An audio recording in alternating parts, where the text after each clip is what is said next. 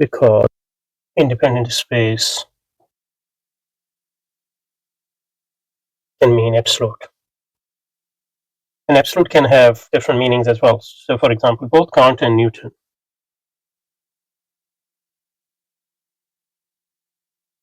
think that space is absolute. But for Newton, it is a real absolute.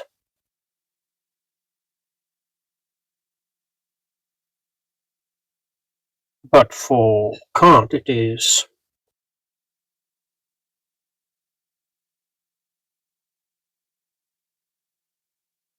ideal absolute. Absolute in the ideal sense. So it's not clear what the independent space means here. And so unless this is really specified clearly, it's hard to think about whether the claim that the unreality of movement means the unreality of an independent space. So it depends on so many factors that it's probably not worth it to try to decipher any further this sentence.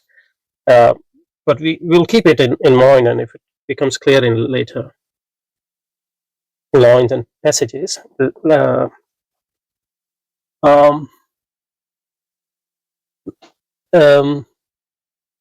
what does independent and reality mean in this context, then we can try to think about the relationship between movement and space a bit further. Because just casually, so for example, it seems intuitively there must be some room between two things for them to be able to move, even if there is an independent space. So you need room between things in order for them to move. That seems intuitively plausible or even obvious. But that's not what he's saying, obviously. So if there's no independent space, what does that mean? Independent from things? Or independent from matter? It's not clear. So for example, there's no independent space. Is that the movement itself creates a space?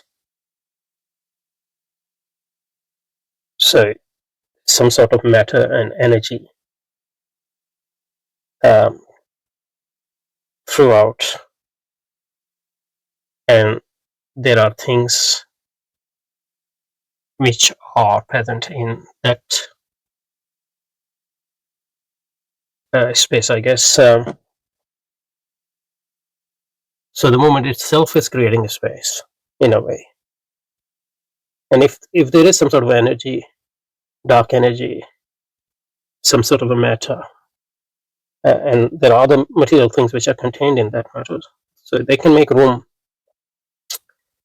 So it seems plausible that so there's a floor that's made up of matter. Things can move on that floor. Now in the atmosphere around the things, what is there? There are some sort of matter. There is some sort of air and atmospheric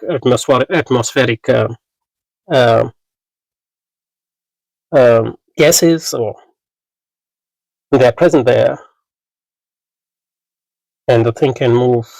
So it's not clear. I mean, it seems that things. So what you need is actual room, as long as the room is there, whether you have independent space or not. It seems like there can be some movement, but that's just my own intuition. Might be true or might not be, but in order to determine the meaning of Iqbal's sentence, we need to know a lot more about the meaning of those words he's using, or those terms they're using, which we just mentioned. Okay, let's go back to the text. Okay, so Muslim thinkers. That's a strange word, Muslim thinkers. What does he mean by Muslim thinkers? Or the school of Ash'ari.